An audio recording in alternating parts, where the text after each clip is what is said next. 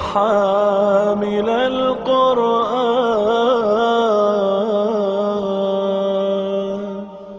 أعوذ بالله من الشيطان الرجيم.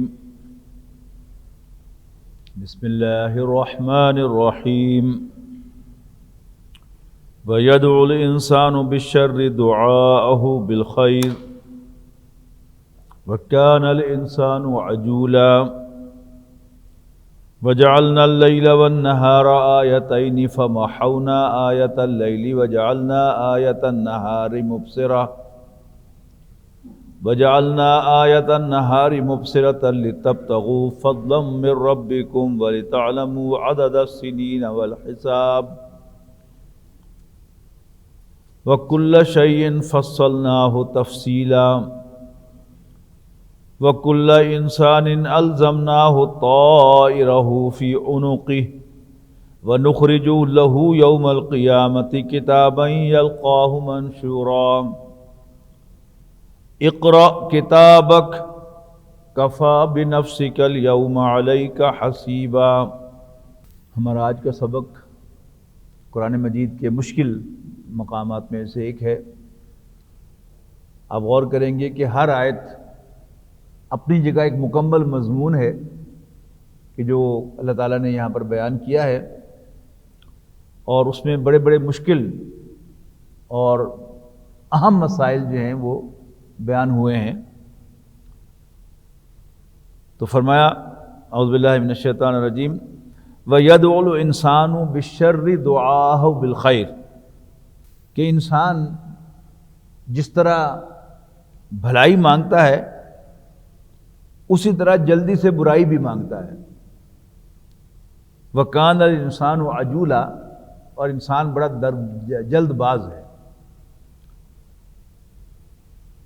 ہم سب اس کا تجربہ رکھتے ہیں کہ اللہ تعالیٰ نے جلد بازی جو ہے وہ ہماری سرشت میں رکھی ہے. مور اور لیس ہم سب جلد باز ہیں، لیکن کوئی ذرا زیادہ ہی جلد باز ہوتا ہے.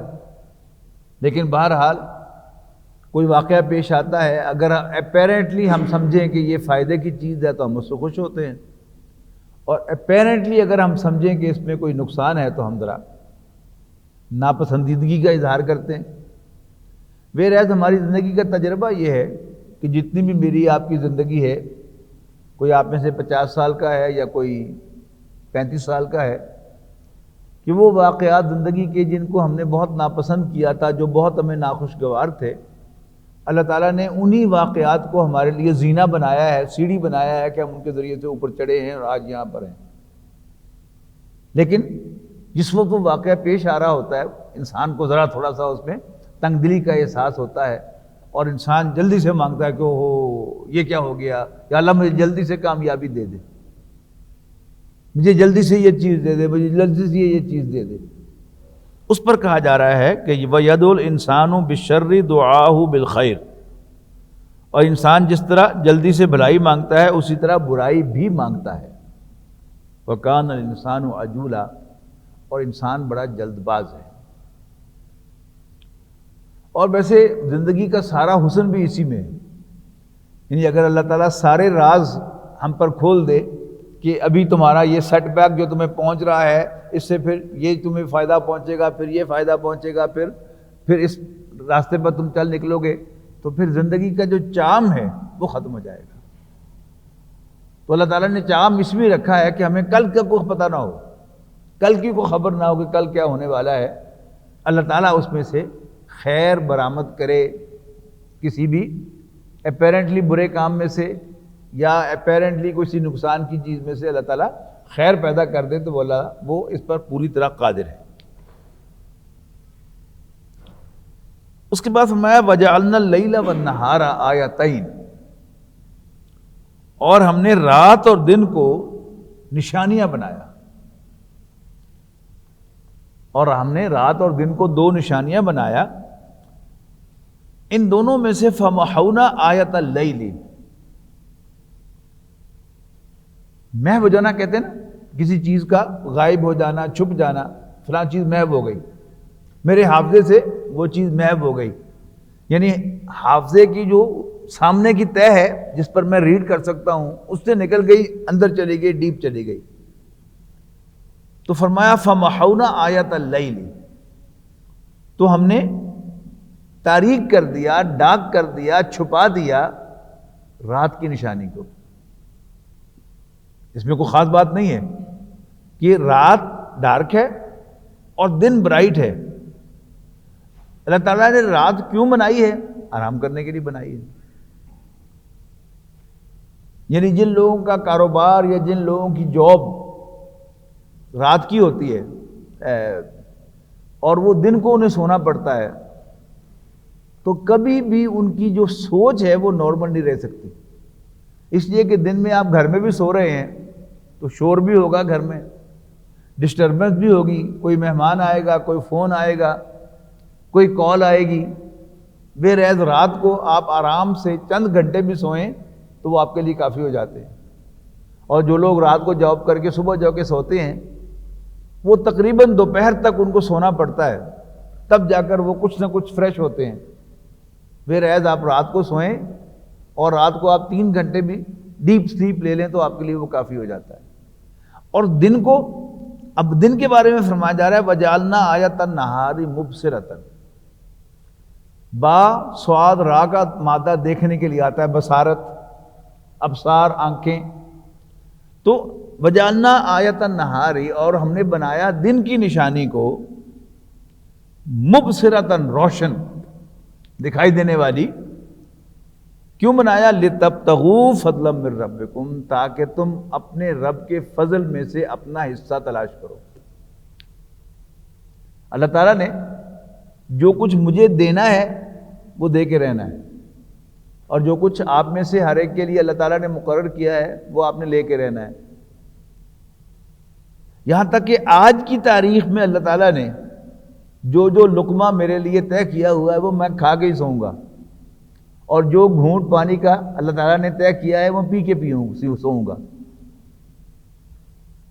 تو یہ کیا ہے؟ یہ اللہ تعالیٰ کا فضل ہے، اس کی عنایت ہے، جسے ہم عام طور پر کمائی کہتے ہیں، کسب۔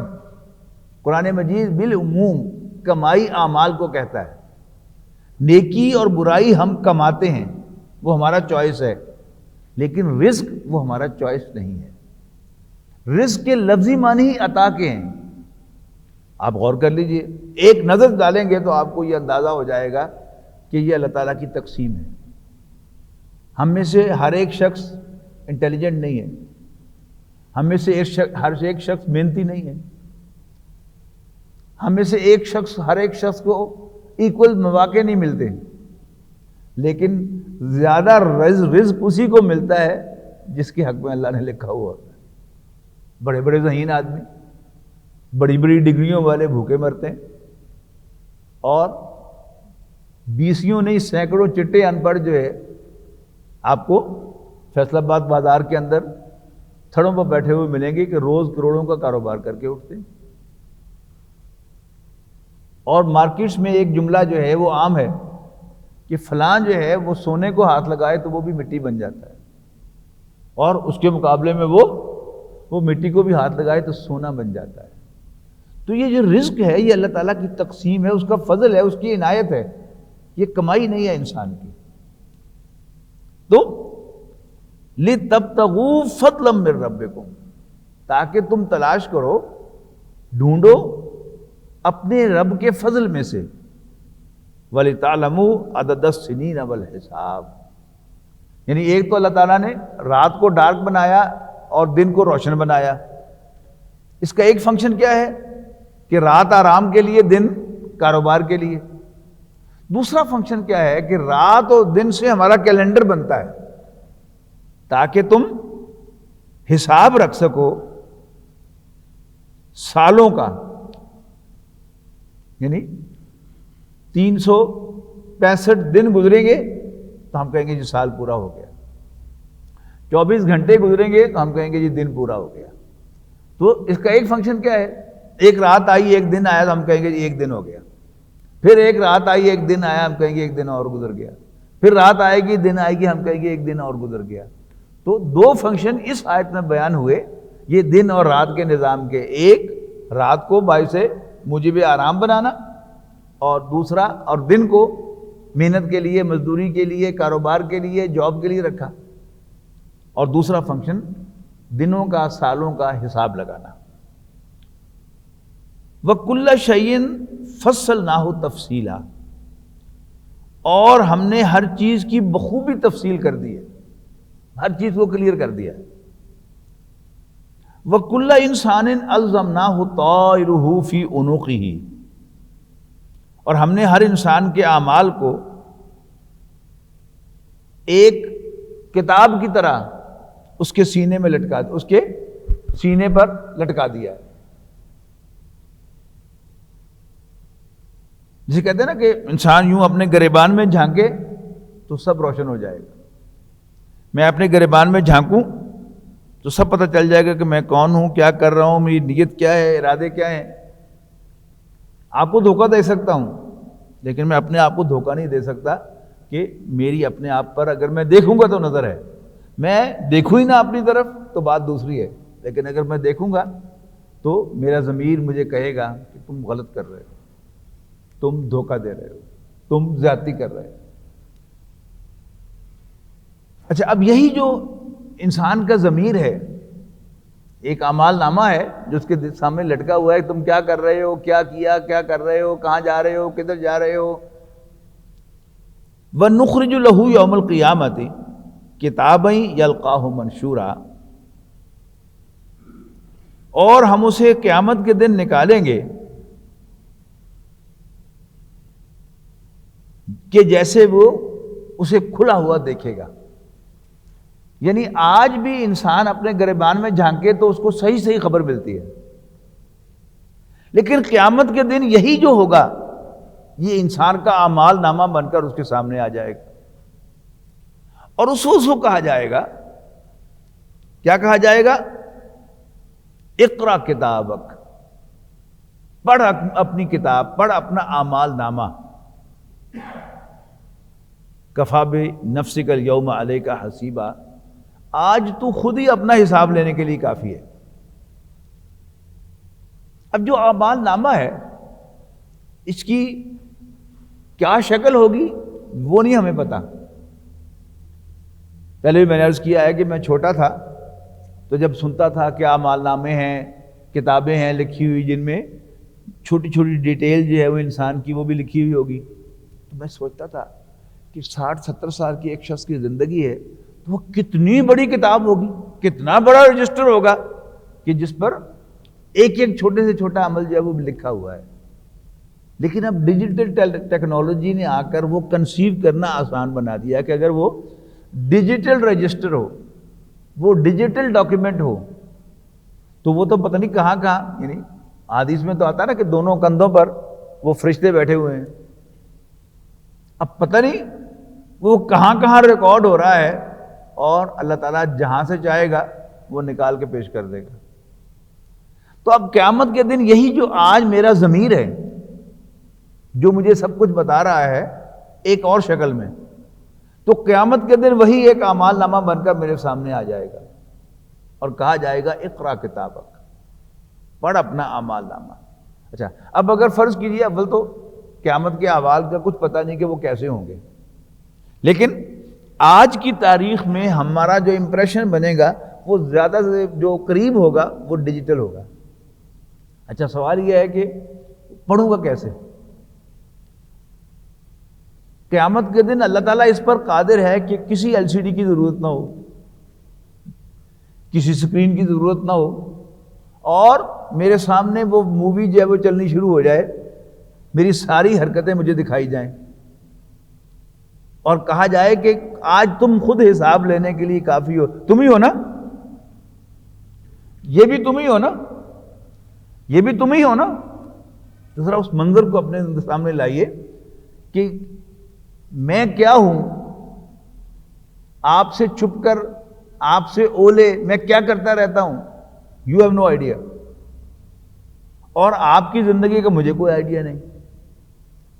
یہاں تک کہ میرے جو قریب ترین لوگ ہیں ان کو بھی میری بعض باتوں کا پتہ نہیں ہوگا، لیکن مجھے تو پتہ ہوگا نا۔ تو آج میں گردن جھکاؤں اپنے گریبان میں جھانکوں تو مجھے تو 14 تک روشنی آج بھی مل جائے گی، لیکن قیامت کے دن یہی چیز یہ ہے کہ اور کسی فارمیٹ میں آئے گی. یعنی آج ایک فیلنگ کی شکل میں ہے نا، کوئی فزیکلی کی تو کوئی چیز مجھے نظر نہیں آتی، لیکن میں اپنے دل میں جھانکتا ہوں تو مجھے نظر آ جاتا ہے. اب اللہ تعالیٰ قیامت کے دن یہ اعمال نامہ کس شکل میں دکھائے گا تو اللہ ہی بہتر جانتا ہے. ایسا بھی ہو سکتا ہے کہ میرا اپنا ہاتھ ہی LCD بن جائے اور میں یوں کر کے کروں تو اس پر وہ مووی چلنی شروع ہو جائے، اور ہر اعتبار سے حساب ہو کتنے، یعنی 60 سال کی عمر میں سے کتنے ٹوٹل آورز جو ہیں وہ اللہ تعالیٰ کی فرمان برداری میں گزارے اور کتنی نافرمانی میں گزارے. یہ بھی ایک فارمیٹ ہو سکتا ہے اس میں. پھر کون کون سے عمل کیے یہ بھی ہو سکتا ہے.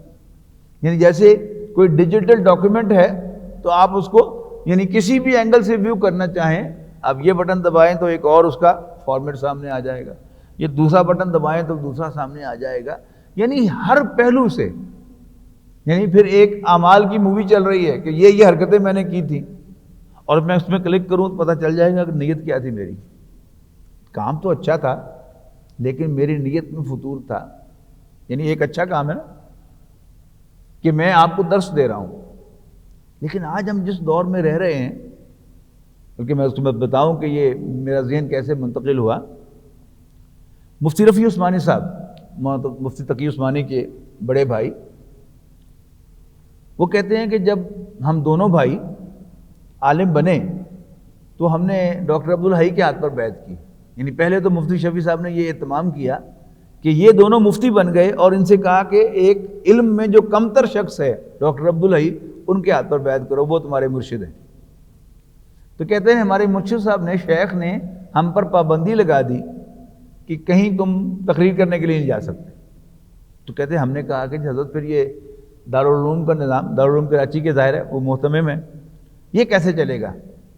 تو انہیں فرمایا کہ نہیں، دارالعلوم کے سلسلے میں کوئی پابندی نہیں، درس دو، جمعہ پڑھاؤ، وہاں پر درس و تدریس کا کام کرو، لیکن باہر فرمائشی تقریر نہیں کرنی.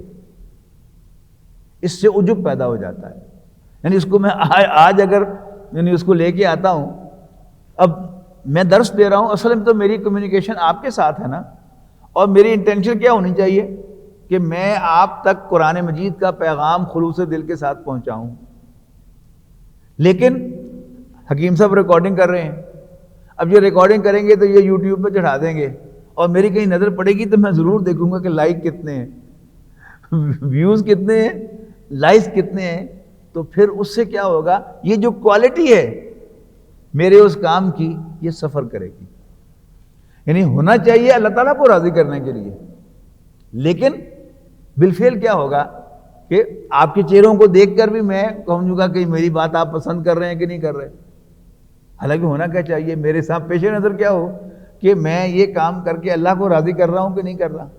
پھر اس سے آگے بڑھ پر یوٹیوب جو ہے اس کو بھی میں دیکھوں گا، یہ کیا ہے، یہ سب چیزیں جو ہیں یہ میری اس جو کوالٹی ہے اس عمل کی، اس کو ویک کر رہے ہیں، اس کو کمزور کر رہے ہیں. اور یہی چیز اگر میں چاہوں تو آج بھی دیکھ سکتا ہوں. میں اپنے گریبان میں جھانکوں گا تو مجھے صحیح سے خبر ملے گی کہ میری انٹینشنز کیا ہیں. اصل انٹینشن تو ٹھیک تھی، لیکن بعد میں آ کے اس میں کوئی گڑبڑ ہوئی تو یہ بھی پتہ چل جائے گا. لیکن آج میں چاہوں گا تو دیکھوں گا، اور میں آنکھیں بند کر لوں اپنے ضمیر کو دیکھوں ہی نہ تو مجھے پتہ نہیں چلے گا. لیکن قیامت کے دن میں چاہوں یا نہ چاہوں، ہر ایک کے سامنے اس کا اعمال نامہ آ جائے گا. اقرا کتابک، پڑھ اپنا اعمال نامہ، کفا بنفسک الیوم علیک حسیبا، آج تو خود ہی اپنا محاسبہ کرنے کے لیے کافی ہے.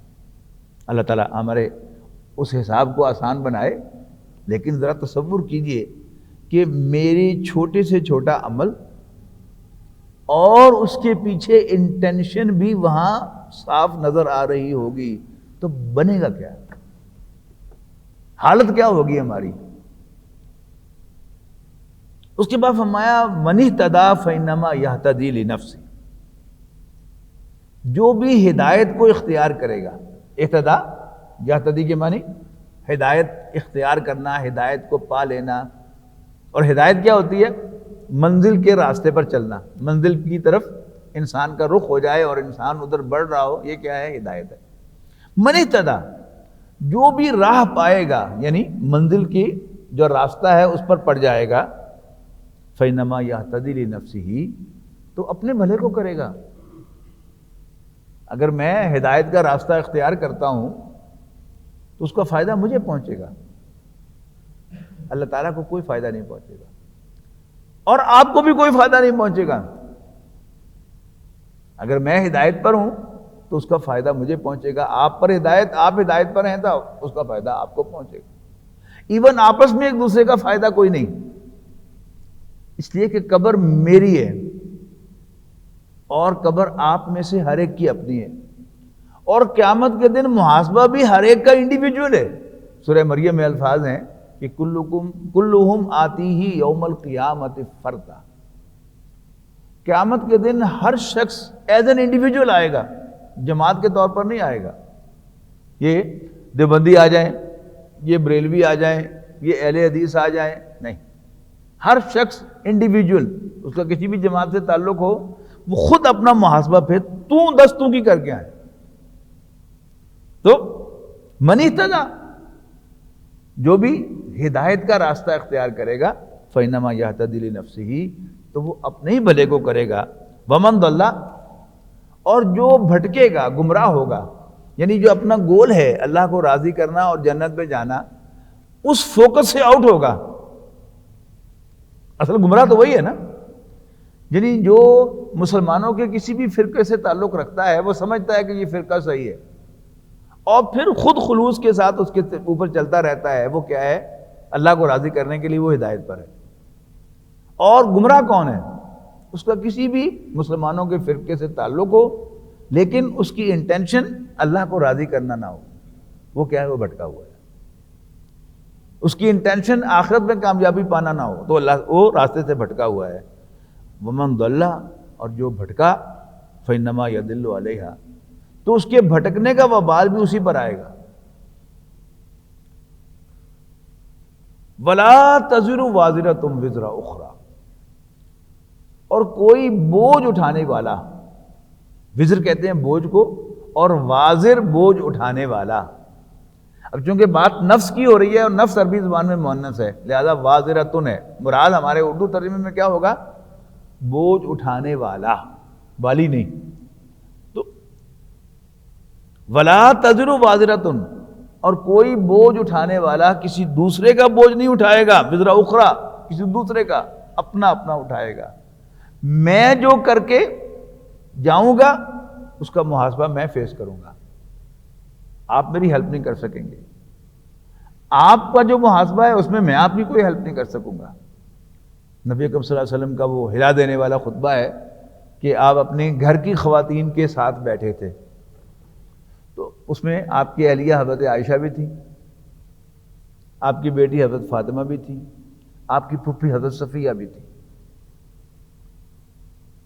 تو نبی اکرم صلی اللہ علیہ وسلم نے ایک ایک کو مخاطب کر کے فرمایا، یا عائشہ، تو قیامت کے دن کی تیاری کر لے، فإنی لا املک لک من اللہ شیئا، اس لیے کہ میں اللہ کے سامنے تمہیں کوئی فائدہ نہیں پہنچا سکوں۔ یا فاطمہ تو بنت محمد صلی اللہ علیہ وسلم رضی اللہ عنہ، انقذی نفسک من النار، اپنے آپ کو جہنم کی آگ سے بچا لے، فإنی لا املک لک من اللہ شیئا، اس لیے کہ میں قیامت کے دن اللہ کے سامنے تمہارے کسی کام نہیں آؤں۔ وَيَا صفیہ امت رسول اللہ صلی اللہ علیہ وسلم، اے صفیہ، اللہ کے رسول کی پھوپھی، انقذی نفسک من النار، اپنے آپ کو جہنم کی آگ سے بچا لے، فإنی لا املک لک من اللہ شیئا، اس لیے کہ میں اللہ کے سامنے تمہیں کوئی فائدہ نہیں پہنچا سکوں۔ تو من ضل فإنما یضل علیہا، جو بھٹکے گا تو اس کا نقصان بھی اسی کو ہوگا۔ ولا تزر وازرۃ وزر اخری، اور کوئی بوجھ اٹھانے والا کسی دوسرے کا بوجھ نہیں اٹھائے گا۔ وما كنا معذبین حتی نبعث رسولا، یعنی آخرت میں تو ہر شخص اپنا اپنا محاسبہ فیس کرے گا، لیکن اللہ تعالیٰ دنیا میں بھی کبھی کبھی سزا دیتا ہے. دنیا میں روز سزا نہیں ملتی، اور وہ دنیا کی سزا قوموں کو ملتی ہے، افراد کو نہیں ملتی. آخرت کا محاسبہ انڈیویجول ہے، قوموں کے ساتھ نہیں. علامہ اقبال نے اس کو یوں کہا ہے کہ فطرت افراد سے اغماض بھی کر لیتی ہے پر نہیں کرتی وہ ملت کے گناہوں کو معاف. جب کوئی قوم بحیثیت مجموعی بغاوت کا راستہ اختیار کرتی ہے تو پھر اللہ تعالیٰ اسے دنیا ہی میں سزا سے دوچار کرتا ہے، اور اگر کوئی قوم بحیثیت مجموعی راست بازی کو اختیار کرتی ہے تو پھر اللہ تعالیٰ اس کو سربلند بھی کرتا ہے. اب بتایا جا رہا ہے کہ ہم کسی بستی کو تباہ نہیں کرتے یہاں تک کہ اس میں رسول مبعوث کر لیں. حضرت نوح علیہ السلام کی قوم، ہود علیہ السلام کی قوم، قوم عاد، قوم سمود، صالح علیہ السلام کی قوم، لوط علیہ السلام کی قوم، اہل مدین شعیب علیہ السلام کی قوم، ان کی حرکتیں اپنی جگہ پر، لیکن عذاب اس وقت تک نہیں آیا جب تک اللہ تعالیٰ نے پہلے رسول نہیں مبعوث فرمایا اور ان کو پورا موقع نہیں دیا کہ تم اس کو مان لو. لیکن جب پورا موقع دینے کے بعد بھی، بات کو سمجھنے کے بعد بھی وہ ماننے کو تیار نہیں ہوئے، تب اللہ تعالیٰ کا عذاب آیا. اسی کو یوں کہہ لیں کہ تاریخ انسانی میں ہمیشہ اللہ تعالیٰ کا انکار کرنے والے بھی رہے ہیں، اللہ تعالیٰ کے ساتھ شرک کرنے والے بھی رہے ہیں، اللہ تعالیٰ کے باغی بھی رہے ہیں، لیکن عذاب اس وقت تک نہیں آیا حتیٰ نبعث رسولا، جب تک کہ ہم رسول مبعوث نہ کریں. اسی کو دوسرے اینگل سے اسٹڈی کریں کہ اللہ تعالیٰ تو خود تو بے پرواہ ہے، اس کو کوئی مانے یا نہ مانے اللہ تعالیٰ کو کوئی فرق نہیں پڑتا. لیکن جب اللہ تعالیٰ اپنا کوئی نمائندہ بھیجتا ہے رسول بنا کر تو پھر اللہ تعالیٰ اس کو منواتا ہے، اور اگر کوئی قوم ماننے کو تیار نہ ہو تو پھر اسی دنیا میں اس قوم کی بساط بھی لپیٹ دیتا ہے. قوم نوح بارش سے، سیلاب سے تباہ کر دی گئی، قوم عاد آندھی سے تباہ کر دی گئی، قوم سمود زلزلے سے تباہ کر دی گئی، قوم لوط اس کو فرشتوں نے اٹھایا اور یوں پٹک دیا، قوم شعیب ایک زوردار آواز سے دھماکے سے تباہ کر دی گئی، فرعون اور آل فرعون سمندر میں ڈبو دیے گئے. کیوں؟ سب کا جرم کیا ہے کہ اپنی طرف بھیجے ہوئے رسول کا انکار کیا. اسے یہاں پہ سے ایک لائن میں بیان کر دیا کہ وَمَا كُنَّا مُعَذِّبِينَ، ہم عذاب دینے والے، سزا دینے والے نہ تھے حتیٰ نبعث رسولا، یہاں تک کہ ہم رسول بھیج دیں. وَإِذَا أَرَدْنَا أَن نُهْلِكَ قَرْيَةً، یہ بڑی اہم بات ہے. وَإِذَا أَرَدْنَا أَن نُهْلِكَ قَرْيَةً، اور جب ہم ارادہ کرتے ہیں یا مرادہ فیصلہ کرتے ہیں کہ ہم کسی بستی کو تباہ کریں، ہلاک کریں، امرنا مترفیہا، مترفین کہتے ہیں کھاتے پیتے لوگوں کو جن کو محنت نہ کرنی پڑے اور بڑے آرام سے انہیں رزق میسر آ رہا ہو. تو امرنا مترفیہا، تو ہم اس بستی کے کھاتے پیتے لوگوں کو کہتے ہیں، یعنی انہیں الاؤ کرتے ہیں، ففسقوا فیہا، تو وہاں پر وہ بغاوت کرتے ہیں، نافرمانی کرتے ہیں، فحق علیہ القول، اور پھر اللہ تعالیٰ کی بات ان پر ثابت ہو جاتی ہے، فدمرناہا تدمیرا، اور پھر ہم اس کو ہلاک کر ڈالتے ہیں جیسے ہلاک کرنے کا حق ہے. یعنی ایک آدمی جو صبح سے لے کر شام تک محنت کر رہا ہے، اس بیچارے کو تو شرارتیں کرنے کی، سیاستیں کرنے کا کوئی ٹائم ہوتا ہے ان کے پاس؟ یعنی ملکوں میں فساد، یعنی آج ہم جس دور سے گزر رہے ہیں اپنے ملک کو دیکھیں تو اس سیاستیں کون کر رہے ہیں؟ آپ کے پاس وقت ہے سیاست کرنے کا؟ آپ کے پاس وقت ہے سیاست کرنے کا؟ تو جن کے پاس وافر پیسے ہیں، حلال کے حرام کے میں اس بحث پہ نہیں پڑ رہا، لیکن وافر ہیں پیسے ان کے پاس، وہ جو ہیں وہ سیاست کرتے ہیں. یعنی ہمارے یہاں اس وقت جو لوگ سیاست کر رہے ہیں، خاص طور پر جو ینگرز ہیں، ان میں سے انہوں نے کبھی ایک دن بھی کوئی محنت کا کام نہیں کیا، لیکن وہ یہ سمجھتے ہیں کہ سیاست ہمارا حق ہے اور ملک چلانا ہمارا حق ہے۔ پھر مار دھاڑ، یہ ان بڑے لوگوں کا ایک عام سا معمول ہے، کسی کی جان لے لینا، کسی کو مار دینا، کوئی مسئلہ نہیں ہے۔ اور چھوٹی چھوٹی بات پر جب یہ فلور آف دی ہاؤس پہ ہوتے ہیں، اسمبلی میں، اس پر جو تقریریں فرماتے ہیں، یہ معلوم ہوتا ہے کہ ان جیسا انسان دوست آدمی کوئی نہیں۔ لیکن جب یہ اپنے علاقوں میں جاتے ہیں، معلوم ہوتا ہے کہ ان جیسا باغی، ان جیسا ظالم، ان جیسا متکبر انسان ہی کوئی نہیں، کوئی ان کا ہاری، کوئی ان کا کمی ان کے سامنے بول کے دکھائے، کیا کریں گے اس کے ساتھ، یو ہیو نو آئیڈیا۔ ایک صاحب نے مجھے بتایا کہ اسی طرح کوئی بیچارہ کمی جو ہے وہ اپنے چودھری کے سامنے بولا، تو چودھری نے کہا کہ جی جرت کیسے ہوئی اس کو میرے سامنے بولنے کی۔ اس کے گھر کے باہر جو ہے وہ کنڈا لگا کر اور پیٹرول چھڑک کر اس کے گھر میں آگ لگا دی، اور وہ اپنی فیملی سمیت جو ہے وہ وہیں جل گیا۔ اور پھر اس کے بعد بلڈوز کر کے وہ سارا ملبہ وہاں پر سڑک بنا دی تاکہ کوئی نشان بھی باقی نہ رہے۔ لیکن کبھی کبھی اللہ تعالیٰ کی لاٹھی جو ہے وہ افراد پر بھی برستی ہے جب وہ حد کراس کر لیتے ہیں۔ اس کے بعد مرسیڈیز گاڑی پر وہ گیا، معذور ہو گیا تھا، تو مرسیڈیز گاڑی پر گیا اور اسی جگہ گاڑی کھڑی کی جہاں وہ اس کمی کا کمرہ تھا، اور اے سی آن کر کے ڈرائیور کو بھیجا کہ فلانا کام کر کے آؤ۔ تو اچھی گاڑیاں جو ہیں مرسیڈیز وغیرہ میں عام طور پر کوئی خرابیاں کم ہوا کرتی ہیں، لیکن اللہ تعالیٰ کا حکم تھا، تو وہیں پر وہ شارٹ سرکٹ ہوا اور وہ اپنی گاڑی کے اندر اسی مقام پر جل کے ڈھیر ہو گیا۔ تو اللہ تعالیٰ کی الاٹھی جو ہے وہ بے آواز ہے، لیکن اصل میں جو یہاں نفس مضمون ہے اس کو نوٹ کیجئے، کھاتے پیتے لوگ، ویل آف پیپل، مترفین، ویل آف۔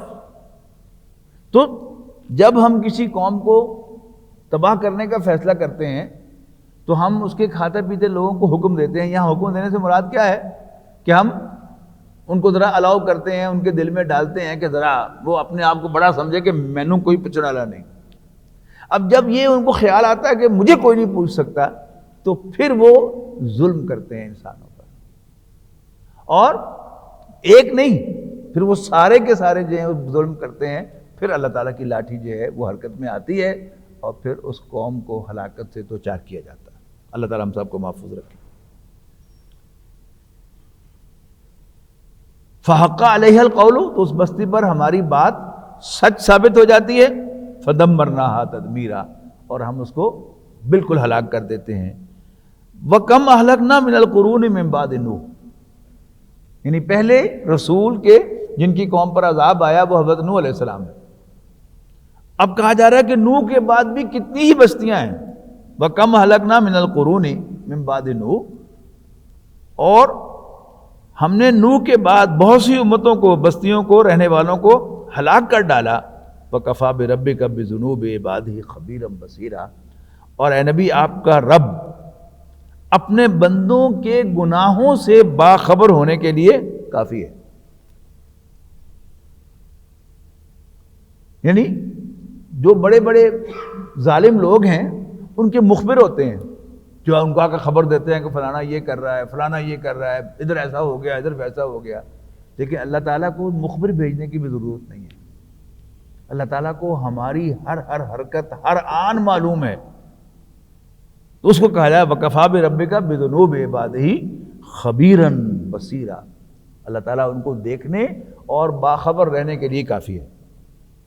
من کانا یرید العاجلۃ، یہ بڑی اہم آیت ہے۔ جو کوئی بھی عین جیم لام پیچھے بھی آیا تھا نا، یہ پہلی آیت جو آج ہم نے پڑھی ہے کہ کان الانسان عجولا، عجلت سے، کہ انسان بڑا جلد باز ہے.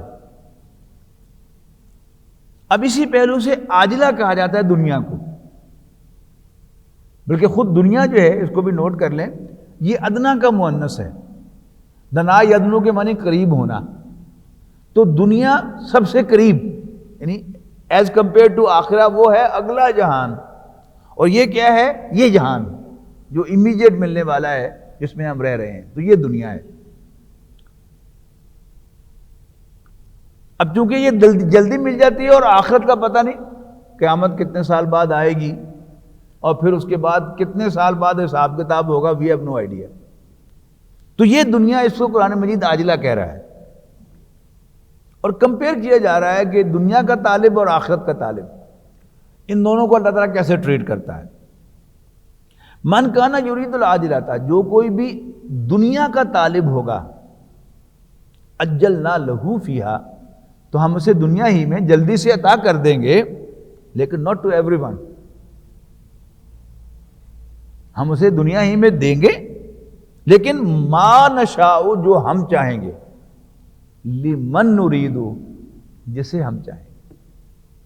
یعنی ہم میں سے ہر شخص دنیا کا طالب ہے، وہ امیر اور امیر ہونا چاہتا ہے، وہ ریل پیل چاہتا ہے، وہ اپنے بچوں کا برائٹ مستقبل چاہتا ہے، اچھا گھر چاہتا ہے، اچھی سیلری چاہتا ہے، اچھی فیسلٹیز چاہتا ہے. لیکن اللہ تعالیٰ نے جس کی قسمت میں رکھی ہوتی ہیں اسی کو ملتی ہیں، سب کو نہیں ملتی. تو ہم اتنا مانگیں گے، وہ ہم میں سے کسی کو اتنا دے گا، کسی کو ان کے مانگے سے بھی زیادہ دے دے گا، کسی کو اتنا دے گا، کسی کو دے گا بھی نہیں.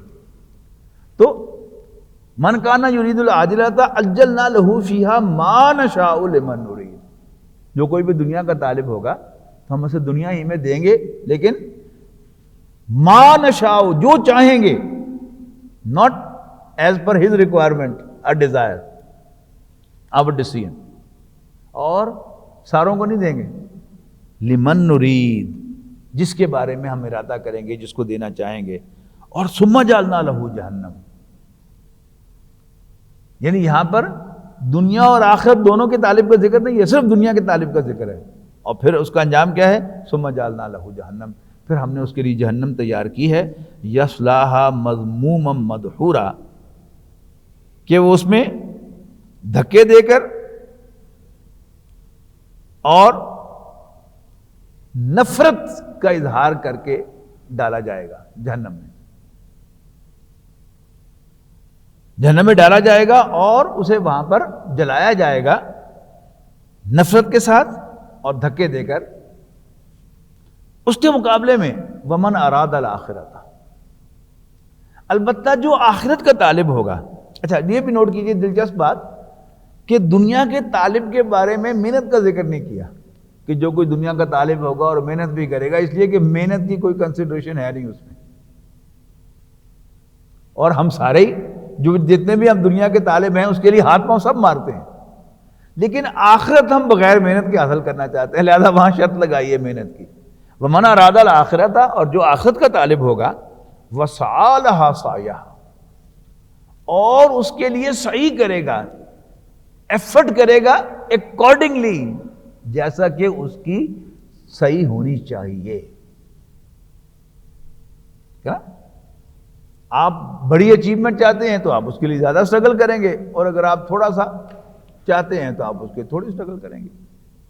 تو آخرت چونکہ بہت بڑی ہے، کمال کی چیز ہے، لہذا اس کے لیے بہت زیادہ ایفرٹ کی ضرورت ہے. تو وہ من اراد الآخرۃ، جو کوئی آخرت کا طالب ہوگا، وسعی لہا سعیہا، اور اس کے لیے ایفرٹ کرے گا جیسے کہ اس کی ایفرٹ ہونی چاہیے. وَهُوَ مُؤْمِنٌ، اور وہ صاحب ایمان بھی ہوگا، اس کے لیے ایمان بھی شرط ہے. فَأُولَٰئِکَ كَانَ سَعْیُهُم مَشْکُورًا، ری ایشور کر دیا کہ یہ وہ لوگ ہیں کہ جن کی صحیح اپریشیٹ کی جائے گی، اللہ تعالیٰ اس کی قدر کرے گا. یعنی کہہ دیا آخرت کے طالب ہو گئے، ایمان کے ساتھ آخرت کو طلب کرو گے اور اس کے لیے ایفرٹ بھی کرو گے تو ہم ضرور تمہیں آخرت میں کامیاب قرار دیں گے. کلن نمد ہاؤلائی و ہاؤلائی، ہاؤلائی مینز دیز، تو دو دفعہ کہا دیز، تو اس کو آپ اگر اشارے سے کہنا چاہیں تو کیسے ہوگا؟ کلن نمد ہاؤلائی و ہاؤلائی، ہم سب کو دیتے ہیں، ان کو بھی ان کو بھی، من عطاء ربک، تیرے رب کی عطا میں سے۔ میں نے کہا نا کہ کمائی نہیں ہے دنیا، اللہ تعالیٰ مجھے دے رہا ہے، آپ کو دے رہا ہے، مجھے جو دے رہا ہے وہ بھی اللہ تعالیٰ کی عنایت ہے، میرا حق نہیں ہے، آپ کو جو دے رہا ہے وہ بھی آپ کا حق نہیں ہے، اللہ تعالیٰ کی عنایت ہے، اس کا فیصلہ ہے، وہ جس کو جتنا اور جب دینا چاہتا ہے وہ دیتا ہے، کوئی اس کا ہاتھ نہیں روک سکتا۔ وَمَا كَانَ عَطَاءُ رَبِّكَ مَحْظُورًا، اور تیرے رب کی عطا رکی ہوئی نہیں ہے، اس کو وہ پنجابی کہتے ہیں ڈکا نہیں لگا ہوا کہیں، یعنی آپ ایک ٹرائی کر رہے ہیں اور اس میں 100 قسم کی رکاوٹیں آ سکتی ہیں۔ اللہ تعالیٰ کی جو عطا ہے وہ اللہ تعالیٰ کے فیصلے سے رکے گی، لیکن درمیان میں اس میں کوئی رکاوٹ نہیں آ سکتی۔ انظر، دیکھو، کیف فضلنا بعضهم علی بعض، وہی مضمون چل رہا ہے کہ دیکھو ہم کیسے ان میں سے ایک دوسرے کو فضیلت دیتے ہیں۔ وَلَلْآخِرَةُ أَكْبَرُ دَرَجَاتٍ وَأَكْبَرُ تَفْضِيلًا، رہی آخرت، وہ درجوں کے لحاظ سے بھی بڑی ہے، بڑے درجے ہیں آخرت کے، جنت کا ادنا سا درجہ رجہ ہے، اس میں اور اعلیٰ درجہ جو اس میں زمین و آسمان کا فاصلہ ہوگا۔ وَلَلْآخِرَةُ، اور یقیناً آخرت، اکبر الدرجات، بہت بڑی ہے درجوں کے لحاظ سے، وَأَكْبَرُ تفضیلا، اور برتری کے لحاظ سے بھی وہ کہیں بہتر ہے۔ لا تجعل مع اللہ الہا آخر، اے نبی اللہ تعالیٰ کے ساتھ کسی اور کو خدا نہ بناؤ، ہر ایک کو اس کے مقام پر رکھو، اللہ تعالیٰ کی الوہیت کے نزدیک بھی نہ جانے دو اس کو۔ لا تجعل مع اللہ الہا آخر، اللہ کے ساتھ کسی اور کو الہ نہ بناؤ، فَتَقُعُدَ مَذْمُومًا مَخْذُولًا، کہ ایسا نہ ہو کہ تم ملامت زدہ ہو کر اور بالکل بے کس ہو کر، لاچار ہو کر بیٹھے رہ جاؤ۔ تو اللہ تعالیٰ اس پر قادر ہے کہ no matter how capable am I, no matter how influential am I، اللہ تعالیٰ مجھے بھوکا مار سکتا ہے۔ یہ اس کا ایک پہلو ہے۔ دوسرا پہلو کیا ہے؟ یعنی ہمیں جو چیز آج دنیا میں بہت زیادہ پریشان کیے ہوئے ہے وہ کیا ہے؟ ذرا غور سے سنیے گا۔ اللہ کے فضل و کرم سے ہم سب جو ہیں وہ رات کو کھا کے سوتے ہیں، بستر پر سوتے ہیں، اللہ تعالیٰ نے ہمیں سواریاں دی ہوئی ہیں موو کرنے کے لیے، لیکن ایک فکر ہم پر سوار ہے، وہ کیا ہے کہ میری اولاد کا کیا بنے گا، اولاد کا مستقبل، اس کو میں نے ڈاکٹر بنانا ہے، اس کو میں نے سی اے کرانا ہے، اس کا میں نے کاروبار سیٹ کر کے دینا ہے، اور خام خام میں اس کے لیے پریشان ہو رہا ہوں، حالانکہ اللہ تعالیٰ آج بھی میرے بچوں کو وہی کھلا رہا ہے، میں نہیں کھلا رہا، آپ کے بچوں کو آج بھی اللہ تعالیٰ ہی کھلا رہا ہے، میں اور آپ تو آج ذریعہ بنے ہوئے ہیں، میں مر جاؤں گا، اس دنیا سے چلا جاؤں گا، اللہ تعالیٰ تو نہ رہے گا نا۔ تو یہ یقین ہمیں ہونا چاہیے کہ اللہ تعالیٰ میرے بچوں کو جیسا آج کھلا رہا ہے، میرے مرنے کے بعد وہ اس سے بہتر کھلانے کی قدرت رکھتا ہے۔ بس یہ اللہ تعالیٰ سے دعا کریں، ملنا تو وہی ہے جو اس نے لکھا ہوا ہے، لیکن ہم نے یہ جو اپنے اوپر چیزیں سوار کی ہوئی ہیں یہ ہمیں ہلاک کر رہی ہیں، پریشان کر رہی ہیں، اور ہمیں آخرت کے لیے محنت نہیں کرنے دیتی۔ یار انسان کو اللہ تعالیٰ نے جتنی عمر دی ہے اس سے ایک دن بھی زائد نہیں ملنا، اور دن کے گھنٹے 24 ہی ہیں، 24.5 نہیں ہے کسی کے لیے۔ اسی میں ہم نے آخرت بھی کمانی ہے اور دنیا میں بھی، ہم نے رزق تلاش کرنا ہے، دنیا کمانی نہیں ہے۔ تو اگر بس باعزت طور پر رزق مل رہا ہے تو باقی ہمارا سارا وقت جو ہے وہ اصل میں آخرت کے لیے ہونا چاہیے۔ لیکن یہ جو ہم نے اپنے اوپر فکریں سوار کی ہوئی ہیں، اچھی گاڑی، اچھا گھر، ٹھیک ہے جی، اور عمدہ فرنیچر اور بچوں کا مستقبل، یہ کیا ہے؟ یہ ہمیں دنیا ورسز جو آخرت ہے اس کے لیے ہمیں کوئی کام نہیں کرنے دیتا۔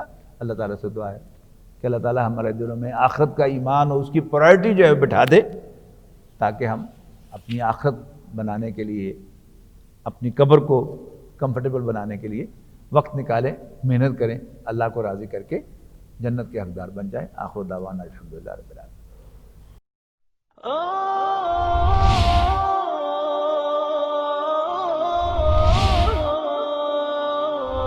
يا حامل القرآن